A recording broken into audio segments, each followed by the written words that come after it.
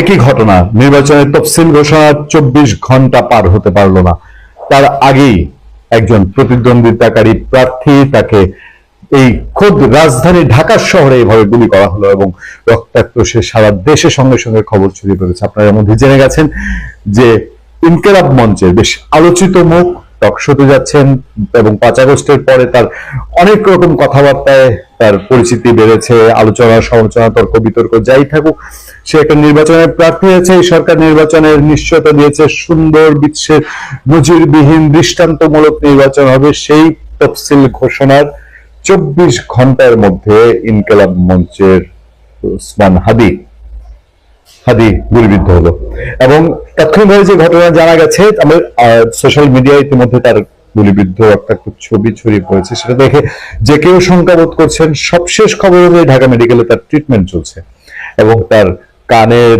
পাশ দিয়ে গুলি গিয়ে সেটা কিছুটা ভেতর পর্যন্ত গিয়েছে এবং এখন পর্যন্ত তার অবস্থা আশঙ্কাজনক। পুলিশের সূত্র জানাচ্ছে তার যারা নির্বাচনে প্রচার করেন তাদের আমরা একটা সোশ্যাল মিডিয়ায় একটা ভিডিও ইন্টারভিউ দেখলাম এবং বিভিন্ন জায়গায় লাইভ চলছে, আপনারা দেখছেন যে আমরা দেখতে পাচ্ছি তারা জানাচ্ছেন যে জুম্মার নামাজের সময় এবং আগে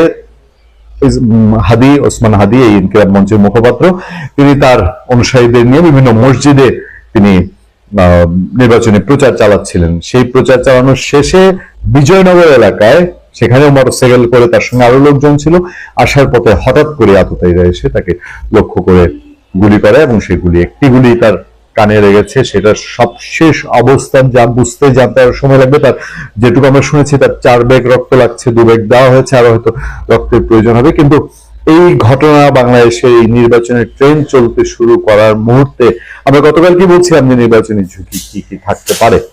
আমি একটু খেয়াল করে আপনাদেরকে বলি যে আমরা জানতে চাই, বুঝতে চাই যে এইসব ঘটনা বিচ্ছিন্ন ঘটনা আইন শৃঙ্খলা বাহিনী বা সরকার তারা ওসমান হাদির যারা সমর্থক তারাও দেখলাম প্রশ্ন তুলছেন যে ইন্টারিয়াম গভর্নমেন্ট কেন প্রার্থীদের নিরাপত্তা দিতে পারছে না, 24 ঘন্টার মধ্যে নিরাপত্তা দিতে পারছে না। তার জলজন্ত প্রমাণ ওসমান হাদি এবং এই হয়তো তাৎক্ষণিকভাবে ওসমান হাদির সমর্থকদের তাদের ইমোশন রিয়াকশন একটু করা, তারা কোন দিকে ইঙ্গিত করছেন আমরা বুঝতে পেরেছি। তারা বলছেন যে এক আওয়ামী লীগকে তাড়িয়েছি, আর যদি কেউ আওয়ামী লীগ হইতে চায় তার মানে তারা কাকে আওয়ামী লীগ হইতে চায় বলছেন, তাদের কোনো প্রতিদ্বন্দ্বীকে বলছেন কিনা।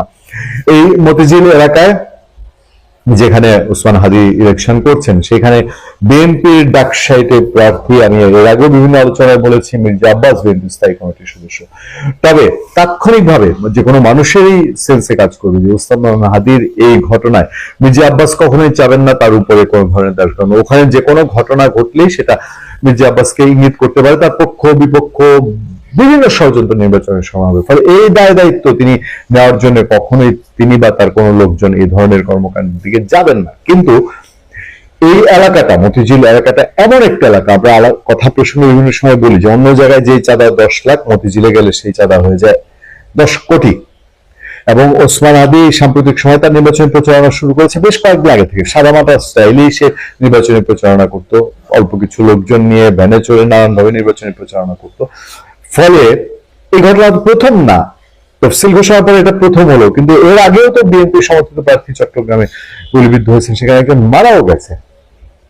ফলে ঘটনা আশঙ্কা আমরা সমালোচনা করেছি, আমাদের টকশোতে এসে আলোচকরা সমালোচনা করেছেন যে গণ অধিকার পরিষদের রাশেদ খান যে বলেছিলেন যে এই নির্বাচনে 50 জন প্রার্থীকে টার্গেট কিলিং করতে পারে আওয়ামী লীগ, তাহলে রাশেদ খানের কাছে সেই তথ্য থেকে এসছে।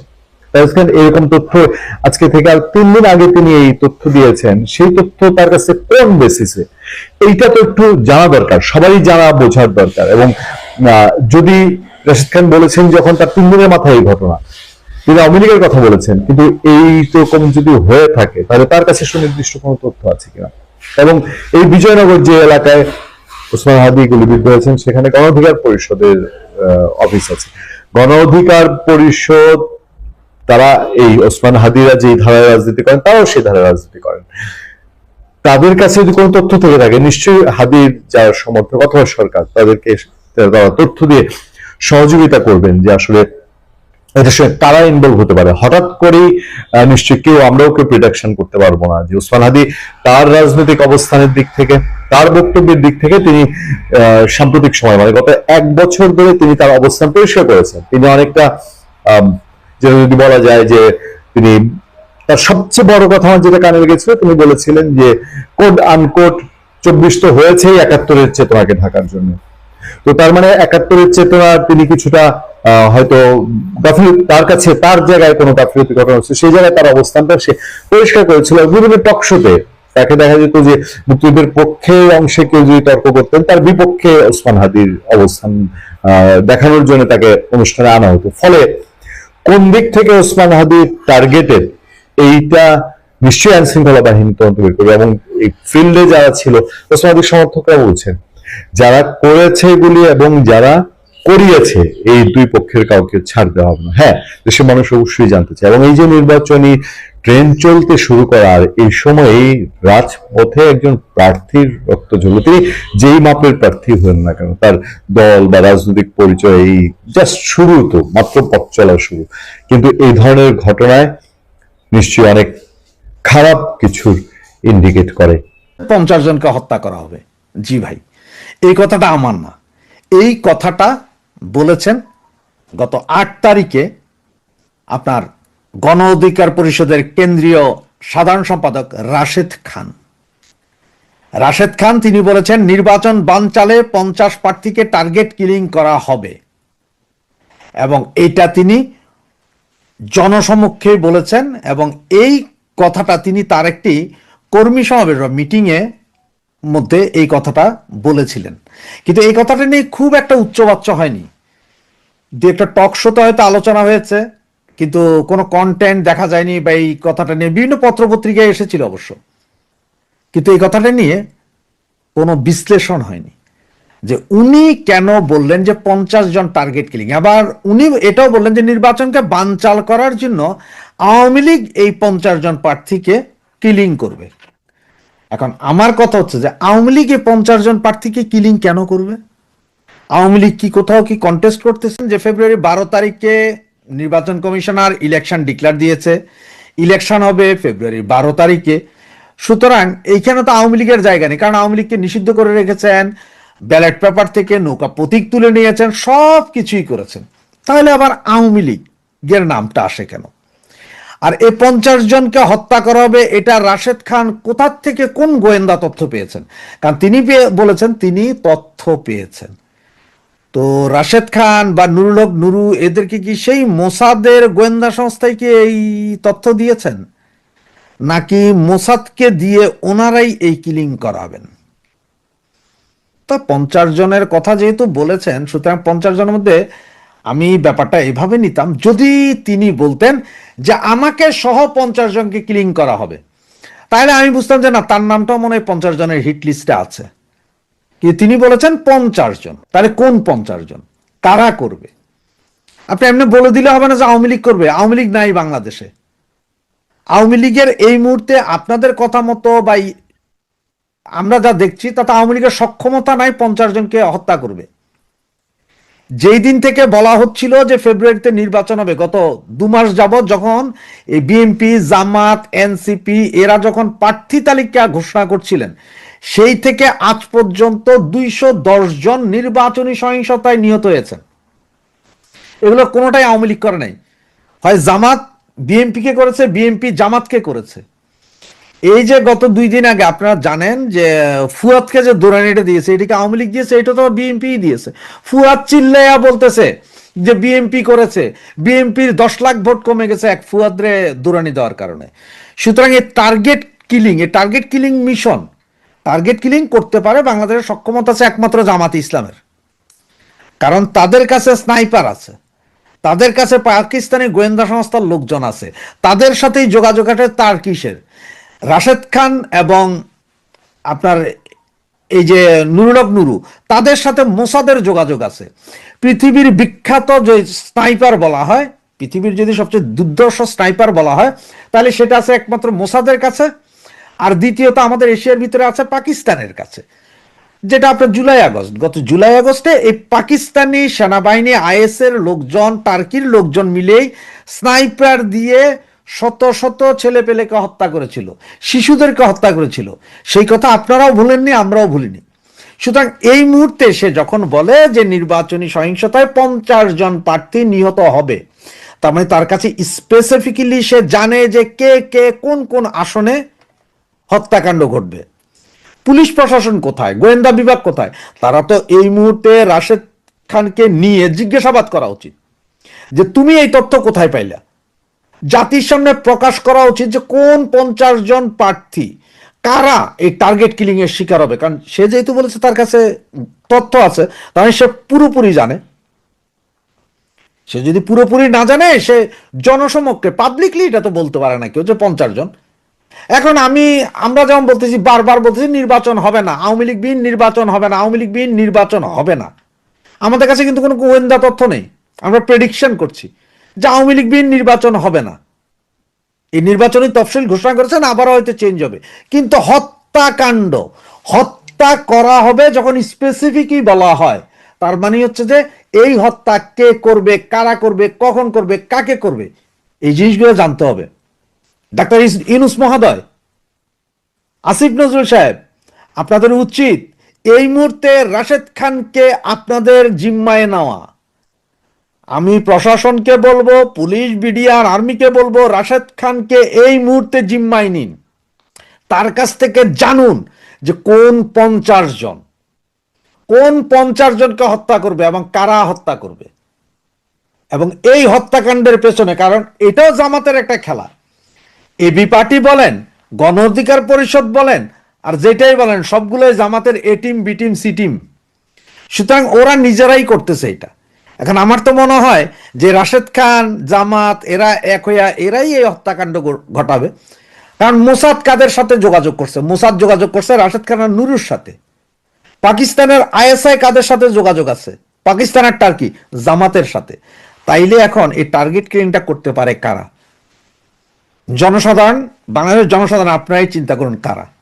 সুতরাং আমি বলবো, যেহেতু এই মুহূর্তে এরা টার্গেট কিলিং এর কথা বলছে, প্রশাসন এটা বের করতে হবে।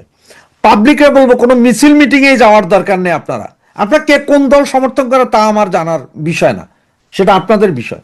কোনো মিছিল মিটিং এ যায়েন না, কারণ সেই টার্গেট কিলিং এ তো আপনিও পড়তে পারেন। কারণ একজন মারতে গিয়ে 3 জন মারলে আপনারাও মরবেন।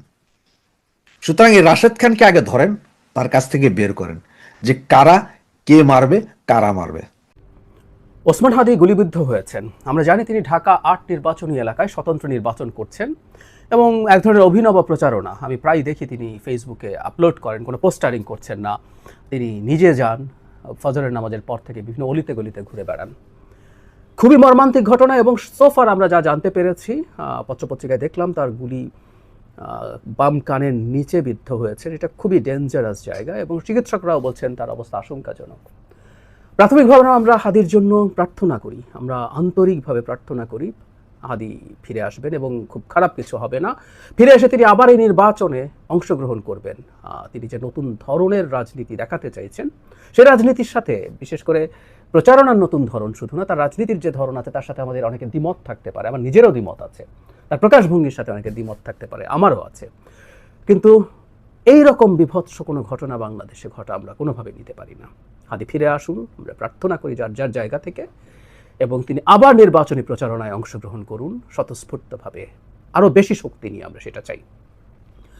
কিন্তু একটা বিপদের কথা একটু বলে রাখা দরকার। আমাদের দেশে যা হয় আর কি, এ ধরনের একটা ঘটনা ঘটার পর, এমনকি উনি ঠিকঠাকভাবে ফিরে আসলেও এই কাজটা কে করেছে এটা নিয়ে চুলচেরা বিশ্লেষণ শুরু হবে, হওয়া উচিত। এটা ভয়ঙ্কর একটা ঘটনা। কিন্তু আমরা এমন কিছু যাতে না করি, আমাদের দেশে এই মুহূর্তে ক্রিয়াশীল যেসব রাজনৈতিক দল এবং শক্তি আছে, স্টেক হোল্ডার্স আছে, তাদের মধ্যে কোনো ভয়ঙ্কর সংকট তৈরি হয়। এই সংকটটা তৈরির চেষ্টাও বিভিন্ন জায়গা থেকে হবে। মানে ওসমান হাদির ওপরে এই হামলা আসলে কোন দিক থেকে হতে পারে? আমরা যদি ওসমান হাদির বক্তব্য, কর্মকাণ্ড দেখার চেষ্টা করি, তিনি এই গণ অভ্যুত্থানের খুবই গুরুত্বপূর্ণ ভূমিকা পালন করেছেন। পরবর্তীতে আওয়ামী লীগ এবং ভারত বিরোধী অত্যন্ত কঠোর ভাষায় তার বক্তব্য আছে। সুতরাং উনি কাদের টার্গেটে পরিণত হতে পারেন আমরা বুঝতে পারি। এবং বলা বাহুল্য, এই নির্বাচন ঠিকঠাক মতো না হোক, বাংলাদেশ একটা স্টেবল অবস্থায় না যাক, সেটা আওয়ামী লীগ এবং ভারতের চাইতে এত বেশি সম্ভবত আর কেউ চায় না। সুতরাং আমরা প্রাথমিকভাবে এই ধরনের একটা ধারণা করা ভুল হবে না। কিন্তু তার রাজনৈতিক প্রতিপক্ষ যাদের সাথে তিনি নির্বাচন করছেন তারা কেউ এটার সাথে দায়ী, সেই জিনিসটা আসলে তদন্ত বা যে কোনো কিছু করার আগে হুট করে বলে ফেলা আমাদের উচিত হবে না, কারণ এটা আমাদের অন্তর্কলহ কোন্দল বাড়িয়ে দিতে পারে। সাধারণ কাণ্ডজ্ঞান বলে, কমন সেন্স বলে যে রাজনৈতিক প্রতিপক্ষরা এই ধরনের কোনো কাজ করার কথা না, কারণ যে পরিস্থিতি বর্তমানে বিরাজ করছে, একটা নির্বাচন হওয়ার জন্য যেভাবে সবাই মুখিয়ে আছে, সবাই নিজেদের মধ্যে অন্তত এই পর্যায়ের সংঘাত, কখনো কখনো তাদের মধ্যে ঝগড়াঝাটি, কখনো বাড়াবাড়ি, কখনো মারামারিও হতে পারে, আমি এটা অস্বীকার করছি না, কিন্তু এই পর্যায়ে যাওয়ার কথা না। সুতরাং আমাদের মধ্যে যাতে সলিডারিটি আসে এই ঘটনাটা দিয়ে, আমরা যেন বুঝতে পারি আমাদের কত বড় শত্রুরা অপেক্ষা করছে বাংলাদেশকে আনস্টেবল করে রাখার জন্য, আরও আনস্টেবল করে ফেলার জন্য। ফলে সেই জিনিসটা আমাদের একটু মাথায় রাখা জরুরি, আমরা নিজেদের মধ্যে যেন কোন্দলে জড়িয়ে না পড়ি। আবারও বলছি, আগেও বলেছি, তার রাজনীতি, তার প্রকাশভঙ্গি, এগুলোর সাথে আমাদের দ্বিমত থাকতে পারে। ব্যক্তিগত জীবনে তিনি অসাধারণ মানুষ, অসাধারণ বিনয়ী মানুষ। তার সাথে আমি একাধিকবার টক শোতে পার্টিসিপেট করেছি, আমি দেখেছি অত্যন্ত বিনয়ী একজন মানুষ। হাদিকে আমরা যেভাবে বক্তব্য দিতে দেখি, কথা বলতে দেখি, তার সাথে তার ব্যক্তিগত পর্যায়ের ইন্টারাকশন দেখলে অনেকেই মেলাতে পারবেন না। এটা তার রাজনৈতিক কৌশল, এটা তার রাজনীতি। প্রায় বলি যে আমরা গণতন্ত্রের কথা যখন বলি, আমরা গণতন্ত্র মানে হচ্ছে আমি আমার দ্বিমতের জায়গা, দ্বিমতের যে ক্ষেত্রগুলো আছে, দ্বিমতের যে রাজনীতি আছে, সেটার ক্রিটিসিজম আমি করব। আমি জামায়াত শিবিরের রাজনীতির ক্রিটিসিজম করি, আমি ডাকসু নির্বাচনের আগে শিবিরকে ভোট না দেওয়ার জন্য আহ্বান জানিয়েছি, এই অধিকার আমার আছে। কিন্তু তারা যখন জিতেছে আমি তাদেরকে অভিনন্দনও জানিয়েছি। ঠিক একইভাবে ওসমান হাদির যে রাজনীতি, এক ধরনের ডানপন্থী পপুলিস্ট রাজনীতি, আমরা এভাবে যদি এটাকে ডিফাইন করি, এটা একটা গ্লোবাল ট্রেন্ড, হাদি আসলে সেটারই একটা প্রোডাক্ট বলে আমি মনে করি। এই থিওরিটিক্যাল আলোচনা আরেকদিন করব। তার সাথে আমাদের দ্বিমতের পরও তার অধিকার, তার রাজনীতি, সেটা রাজনীতি করার অধিকার, সেই জিনিসগুলোর খুবই পক্ষে থাকবো। সবচেয়ে জরুরি কথা, আমরা নিজেদের মধ্যে হানাহানিতে জড়িয়ে না পড়ি। বাংলাদেশে নির্বাচন হতে দেয়া হবে না, নির্বাচনকে ধ্বংস করে দেব, বানচাল করে দেব, এই চেষ্টা চলছে, চলবে আরও। আমি যদিও মনে করি নির্বাচন হবে, আমি এরপরও মনে করি, কিন্তু এই ধরনের ঘটনা আরও ঘটার প্রবাবিলিটি আছে। আমাদের নিজেদের মধ্যে যাতে আমরা বিবাদে না জড়িয়ে পড়ি, শুরুতেই বলেছি কারা আসলে এটা করতে পারে, তাদের ব্যাপারে যেন আমরা আরও বেশি সতর্ক থাকি। আবারও কয়েকবার বলা হলো, আমাদের গভীর থেকে, অন্তরের গভীর থেকে আমি চাইছি, প্রার্থনা করছি, হাদি ফিরে আসুন, শক্তিশালীভাবে ফিরে আসুন, সুস্থভাবে ফিরে আসুন। আবার তার স্টাইলের প্রচারণা, এটা একটা অসাধারণ নজির। একটা মানুষ পোস্টার ছাপাচ্ছেন না, বিরাট সকল শোডাউন করছেন না, হেঁটে হেঁটে হেঁটে হেঁটে নিজের এলাকায় ঘুরে বেড়াচ্ছেন, মানুষের সাথে কথা বলছেন। এটার এই রকম প্রচারণায় আমরা ভবিষ্যতে চাই, যেখানে কোটি কোটি টাকা ছাড়াও একজন মানুষ নির্বাচিত হতে পারেন। আমরা হাদিকে আবার সেই রকম ভূমিকায় দেখতে চাই। তিনি একটা নতুন ট্রেন্ড তৈরি করছেন, সেই ট্রেন্ড শেষ না করে তিনি চলে যাবেন, এটা হতেই পারে না। আমরা আমাদের সামষ্টিক প্রার্থনা। বিজয়ের মাস 1971 সালের এই ডিসেম্বরে আমাদের মহান বিজয় দিবস। এই দিনে জামাত, আল বদর, আল শামস, নেজাম ইসলামী, রাজাকার, শান্তি কমিটি এবং মুসলিম লীগ পাকিস্তানি সেনাবাহিনীর সাথে একসাথে 16 ডিসেম্বরে সাহরওয়ার্দী উদ্যানে বাঙালি এবং ভারতের যৌথ কমান্ডের কাছে আত্মসমর্পণ করে 93,000 অথবা 94,000 সেনাবাহিনী নিয়ে। সেদিন থেকে ভারতের প্রধান শত্রু বাঙালিরা হচ্ছে দ্বিতীয় শত্রু। এখন এই যে পাকিস্তান ভারতকে প্রথম শত্রু, বাঙালিকে দ্বিতীয় শত্রু ভাবে, এর কারণটা কি? এর কারণটা মূলত এখানেই নিহিত, যে 1971 সালে তারা নাকে খত দিয়ে মাথা নত করে পায়ের কাছে অস্ত্র রেখে সারেন্ডার করেছিল। সেই সারেন্ডার দলিলে স্বাক্ষর করেছিলেন তিনি কাদের পক্ষে? রাজাকার, আল বদর, আল শামস এবং এই জামাত ইসলামীর পক্ষে। তো এখন পাকিস্তানের যে গাত্রদাহ, বাংলাদেশ সৃষ্টির পরে জামাত ইসলামী কিন্তু বাংলাদেশে চলে এসছে। বাংলাদেশের পতাকা, বাংলাদেশের জাতীয় সঙ্গীত, মানচিত্র সবকিছুই তারা মেনে নিয়েছে। গত 53 বছরে, বিশেষ করে 91 পরবর্তী সময়ে আমরা দেখে এসেছি জামাতে ইসলামকে বিভিন্ন জায়গায় বলতে যে আমরা তো বাংলাদেশ বিরোধী নই, আমরা তো পাকিস্তানের নয়, আমরা পাকিস্তান প্রেমী নয়, আমরা মুক্তিযুদ্ধ বিরোধী নয়, তারা বলে এসছে। কিন্তু বিএনপিও এক পা বাড়িয়ে বলতো যে এই মহান স্বাধীনতার যে ডাক, এই ডাকটা দিয়েছিলেন জিয়াউর রহমান। তারা বলতেন সত্য মিথ্যা সেটা নিয়ে একটা ভিন্ন ডিবেট আছে, সেই ডিবেটটাতে আমরা কখনো বিশ্বাস করি না জিয়াউর রহমান মুক্তিযুদ্ধের ডাক দিয়েছেন। হ্যাঁ, তিনি মুক্তিযুদ্ধের একটি ঘোষণা 27 তারিখে পাঠ করেছেন। এই স্বাধীনতার মাসে রাজাকার, আল বদররা যখন এখন দেশপ্রেমিক, মুক্তিযুদ্ধের সপক্ষের কোনো শক্তি যখন ক্ষমতায় নেই, ইভেন বিএনপিও যখন ক্ষমতায় থাকে, যেহেতু বিএনপির প্রধান জিয়াউর রহমান 1971 সালের মহান মুক্তিযুদ্ধে অংশগ্রহণ করেছিলেন, এবং বিএনপিতে অসংখ্য মুক্তিযোদ্ধা যারা আর্মি থেকে মুক্তিযুদ্ধে জয়েন করেছিল, তাদের একটা বিশাল গোষ্ঠী বিএনপির সাথে জড়িত ছিল। আর যারা সিভিলিয়ান মুক্তিযোদ্ধা, তাদের অল্প পরিমাণ অংশ বিএনপির সাথে জড়িত ছিল। যার কারণে বিএনপি যখন ক্ষমতায় থাকে, চাক বা না চাক, যেহেতু মুক্তিযোদ্ধাদের একটা চাঙ্ক অফ মুক্তিযোদ্ধা সেখানে ছিল, এই রাজাকার, এই আলবদরেরা তখন কিন্তু মাথা উঁচু করে কথা বলতে পারেনি। কিন্তু এখন বিএনপিও নেই, আওয়ামী লীগও নেই, ক্ষমতায় আছে ডক্টর ইউনূস, যিনি নিজেও একজন স্বাধীনতা বিরোধী হিসেবে আমরা দেশে প্রতিষ্ঠিত হতে দেখেছি। কারণ তিনি ক্ষমতায় এসে বলেছিলেন যে তিনি রিসেট বাটন করবেন। তো রিসেট বাটনটা কি? ভারত আমাদের বন্ধু রাষ্ট্র ছিল। ভারত শুধু আমাদের বন্ধু রাষ্ট্র নয়, ভারত কিন্তু আমাদের প্রতিবেশী রাষ্ট্র।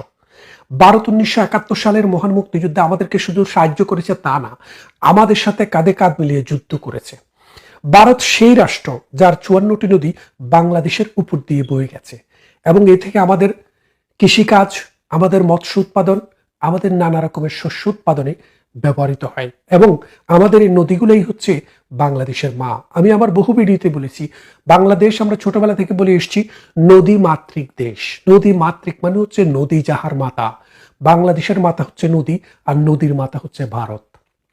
এই ভারত আমাদের কাছে বন্ধুপ্রতিম রাষ্ট্র এবং আমাদের প্রতিবেশী রাষ্ট্র, কিন্তু পাকিস্তানের কাছে 1 নম্বর শত্রু। আর সাথে সাথে আপনি এই রাজাকার, এই আলবদর, এই আল শামস, কপালে পাকিস্তানের চিহ্ন আঁকা যে সব নতুন নতুন পাতি নেতার, অবশিষ্ট নেতার আবির্ভাব হয়েছে, তাদের আর দেখেন না এখন পাকিস্তানের প্রেমে কতটা মশগুল? কেন মশগুল? কারণ তাদের চিন্তায় এবং চেতনায় পাকিস্তানের বাইরে যাওয়ার কোনো উপায় নেই। দেখেন, মানুষ হিসেবে আমরা হিন্দু, বৌদ্ধ, খ্রিস্টান, ইহুদি, অথবা আমাদের বাংলাদেশের এবং আরবের সবচেয়ে প্রতিষ্ঠিত ধর্ম মুসলিম, যেটাই আপনি হন, আপনি তো প্রথমে মানুষ হতে হবে। মানুষের প্রথম কাজ হচ্ছে মা, মাটি এবং মাতৃভূমি। যারা মা এবং মাটি, মাতৃভূমিকে ভালোবাসে না, তারা মানুষ না, তারা পশু। যারা অন্য দেশের, যাদের কাছ থেকে যুদ্ধ করে আমরা দেশ স্বাধীন করেছি, তাদেরকে যখন তারা তাদের মা মনে করে, তাদের মাটি মনে করে, তাদের মাতৃভূমি মনে করে, তাদের চাইতে কুলাঙ্গার এই বাংলার জমিনে না পৃথিবীর কোথাও জন্ম যেন না হয়। এখন এই পাকিস্তান পতাকা, চাত্তারা মার্কা, পতাকা মার্কা লোকেরা আজকাল বলছে, এই যে মনে করেন পাগল, বাটপার, অসভ্য একটা আছে না কি কাজী ইব্রাহিম, যার সাথে জিনও কথা বলে, নানান রকমের চটুল কথাবার্তা বলে। আমার কাছে মাঝে মাঝে ধারণা হয় সে মনে হয় কোনো পতিতালয়ের দালাল টালাল হবে, কারণ তার কথাবার্তা কিন্তু এমন বাটপারি। আপনি যদি দেখেন শেখ হাসিনার সময় কি সুন্দর সুন্দর বঙ্গবন্ধুকে নিয়ে কথা, শেখ হাসিনাকে নিয়ে কথা, আবার দিন বদল হয়ে গেছে, তার কথাও বদল হয়ে গেছে। মুসলমানের দিল এবং মন কখনো এটা এই সিজনে বদলায় না। এটা সব সময় সত্যের প্রতি, ন্যায়ের প্রতি, দেশ মাতৃকার প্রতি একরকমই থাকে। এই বাটপাতদেরকে আমরা প্রতিহত করেছি 71-এ, আবার আমরা প্রতিহত করব। এই মহান বিজয় দিবসে ভারতের বিরুদ্ধে আজকে যেই সব স্লোগান বাংলাদেশে হচ্ছে, ভারতের বিরুদ্ধে বলে যে কি, তার চোখরাঙ্গা নিয়ে যদি ভারত ভয় পায়, আমি চাই দিল্লিতে পৌঁছুক। হারে পেশায় রাষ্ট্র করে ফেলে কোনো ছুতা, জানো না সূর্যের সাথে আমার শত্রুতা। হ্যাঁ, পেশার চোখের সাথে সূর্য মিলিয়ে ফেলে। এই পেশাদের আনাগোনা বাংলাদেশে নয়, পৃথিবীর নানান প্রান্তেই আছে। আমরা দেখলাম দেশ এমন একটি সময় আছে, দেশপ্রেমিক, মুক্তিযুদ্ধের সাথে যাদের সম্পর্ক আছে, সেই রকমের কোনো মানুষ ক্ষমতায় না থাকার কারণে এই মুক্তিযুদ্ধ বিরোধী, এই মৌলবাদী চক্র আজকে আস্ফালন করছে। রেডিওতে যান, টেলিভিশনে যান, যে দেশের জন্য সুষ্ঠু পরিকল্পনা প্রণয়ন, দেশকে সামনের দিকে নিয়ে যাওয়া, সংস্কৃতি, সাহিত্য, ইতিহাস, ঐতিহ্য, আমাদের যে হাজার বছরের ধারাবাহিকতা, এইসবের কোনো কিছুই কিন্তু এখন টেলিভিশনে নাই। এখন আছে শুধু খিস্তি কেউর। কেন খিস্তি কেউর আছে আপনাকে বলি, যে বিশিষ্টজন যারা, তারা কিন্তু অন্ধকার দিকটাকে ঢেকে রেখে আলোর দিকটা মানুষের কাছে নিয়ে যায়। মানুষের কাছে যেন আলো সংক্রমিত হয়, আলো মানে ট্রান্সফার হয় এবং সমাজ আলোকিত হয়। আর এই মূর্খ, এই গণ্ড মূর্খ, এই রাজাকার, এই আলবদরের সন্তানরা, এই ধর্মাশ্রয়ী, এই মধ্যযুগীয় বর্বর ছেলেপেলেরা, এগুলা হচ্ছে মানে অবশিষ্ট। এখন এই অবশিষ্টগুলোই কিন্তু বাংলাদেশে বিশিষ্ট হয়ে গেছে। এখন খেয়াল করে দেখেন, অবশিষ্টরা যখন বিশিষ্ট হয়, তখন একটা সমাজ, একটা রাষ্ট্র কি পরিমাণ অন্ধকারে নিমজ্জিত হয়। যে দেখেন, বাংলাদেশ না শুধু, পৃথিবীর সব দেশেই তিনটা টিম থাকে, এ টিম, বি টিম, আর একটু হচ্ছে অবশিষ্ট টিম। এখন বাংলাদেশে এ টিম আর বি টিম হলো বিএনপি, আওয়ামী লীগের ভিতরে তারা আছে, আর সি টিম যেটা আছে এটা হলো এর বাইরের অংশগুলো। এই এখন সি টিম খেলাধুলা করছে, এখন বাংলাদেশে সি টিম দিয়ে কাজ চালানো হচ্ছে। এই যে সামনে একটি নির্বাচন, বিএনপিকে কোণঠাসা করার চেষ্টা করা হচ্ছে, আওয়ামী লীগকে আউট করা হয়েছে, কিসের জন্য? ওই সি টিমকে নিয়ে আসার জন্য। আর এই সি টিমকে নিয়ে আসার যে প্ল্যান ডক্টর ইউনূস ঘোষণা দিয়েছেন না, তিনি কি বলেছেন? তিনি বলেছেন যে তিনি রিসেট বাটন করবেন। রিসেট বাটনটা কি? মুক্তিযুদ্ধের জায়গায় মুক্তিযুদ্ধ বিরোধীদেরকে এই সমাজে প্রতিস্থাপন করবেন। ভারত আমাদের বন্ধুপ্রতিম রাষ্ট্র, যার সাথে আমাদের নানান ট্রেডিং এবং নানান ব্যবসা বাণিজ্য, অর্থনৈতিক, সামাজিক, রাজনৈতিক সূতিকাগার, আমাদের সাথে একাত্মতা আছে, একসাথে বাধা আছে। সেই এবং বাংলা নামে যে পশ্চিমবঙ্গটি রয়েছে, এটি কিন্তু 1911 সাল পর্যন্ত একসাথে ছিল। ইভেন 1911 সালের পরও, বঙ্গভঙ্গের পর, 6 সাল থেকে 11 সাল বাদ দিলে, 4 সাল থেকে 11 সাল বাদ দিলে 1900, আর বাকি সব সময় কিন্তু এই বাংলা 1947 সাল পর্যন্ত একটি মাত্র ভূখণ্ডের ছিল, এবং এটা একটি দেশের মতোই ছিল, বঙ্গদেশ। সেই বঙ্গদেশের অর্ধেক ভারতে, অর্ধেক বাংলাদেশে। সুতরাং তাদের সাথে আমাদের সেই রকম হেরিটেজ। তাদের বিরুদ্ধে আমাদেরকে পাকিস্তানপন্থী করবে, ভারতকে বন্ধুপ্রতিম রাষ্ট্রকে শত্রু ঠেলে দিয়ে, তারপর অবশিষ্টদেরকে প্রতিস্থাপন করবে বিশিষ্ট দ্বন্দ্বের পরিবর্তে। ঠিক এমনি ভাবে এই সমাজে, এই রাষ্ট্রে অর্থনীতিকে উপরে নেওয়ার জন্য তো ডক্টর ইউনূস, তাই না? কিন্তু আপনি যদি দেখেন, বাংলাদেশি টাকায় 4,000 বিলিয়ন, মানে 400 বিলিয়ন প্রতি বছর আমাদের বাংলাদেশি টাকায় আমরা জিডিপি, আমাদের গ্রোথ হয়েছে, অর্থাৎ 7.5%, আর এখন সেটার গ্রোথ হচ্ছে 3.5%, অর্ধেকেরও নিচে। তার মানে প্রতি বছর 200 বিলিয়ন আমাদের সমাজে নাই, অর্থাৎ আমাদের যে 200 বিলিয়ন উৎপাদন, সেটা এখন নাই হয়ে গেছে। মানুষের জীবনে হাহাকার চলছে। এইটাই ডক্টর ইউনূসের রিসেট। একটা উন্নয়নশীল দেশকে একটা অবনত দেশে পরিণত করবে, যে দেশটি পৃথিবীর টপ গ্রোথের যে রাষ্ট্রগুলো ছিল তাদের মধ্যে ছিল, সেটাকে লোয়েস্ট গ্রোথের রাষ্ট্রে নিয়ে গেল। তো ঠিক এমনিভাবে এই 16ই ডিসেম্বরে আমাদের ভারতে একটি স্বাধীনতা দিবসের অনুষ্ঠান হবে, বিজয় দিবসের অনুষ্ঠান হবে লন্ডনে। আমরা 15ই ডিসেম্বর রাত্রে একটি বড় অনুষ্ঠান করব, আর পৃথিবীর আরো নানান দেশে হবে, কিন্তু বাংলাদেশে সেরকম কোনো জাতীয় অনুষ্ঠান নেই কোনো কুচকাওয়াজ। কেন নেই? কারণ ডক্টর ইউনূস যতদিন ক্ষমতার মসনদে আছে, ততদিন পাকিস্তানি ধারার রাজনীতি বাংলাদেশে চলবে, বাংলাদেশি ধারার রাজনীতিও চলবে না, মুক্তিযুদ্ধের সপক্ষে রাজনীতিও চলবে না। এই 71-এর রাজাকার মনস্ক এই মানুষটি বাংলাদেশের মসনদে বসে বাংলাদেশটাকে যে অন্ধকারের দিকে নিয়ে যাচ্ছে, এই জায়গা থেকে বাংলাদেশ 20 বছরও বেরিয়ে আসতে পারবে না। ভারত আমাদের সাথে 50 বিলিয়নের বিভিন্নভাবে ট্রেড হতো ভারতের মধ্যে দিয়ে, কিছু আমাদের সাথে ভারতের হতো, কিছু আমরা ভারতের মধ্যে দিয়ে অন্য দেশে করতাম। এইভাবে আদান প্রদানে বাংলাদেশের অর্থনীতির সাথে বিশাল একটা সম্পর্ক ছিল ভারতের। এখন ভারত সেই ট্রেড অনেকটাই বন্ধ করে দিয়েছে। এর কারণটা কি? বাংলাদেশও চায় না, আর ভারতও চায় না। এর ফলে যেটা হয়েছে, গার্মেন্টস শিল্পগুলো মরে যাচ্ছে। শিল্পের যে স্থানীয় কাঁচামাল বাইরে যেগুলো বিদেশ থেকে আনা হতো, ভারত থেকে যে অংশটা আসতো, সেটা এখন আর আসছে না। ভারত ইচ্ছা করেই এখন আর বাংলাদেশের সাথে ব্যবসা করতে তত আগ্রহী না, যার ফলে ভারতের ক্ষতি হচ্ছে, আবার বাংলাদেশের ক্ষতিটা তার দ্বিগুণ হচ্ছে। ভারত অনেক বড় শক্তি, 10 বিলিয়ন যদি তারা ট্রেড না করে,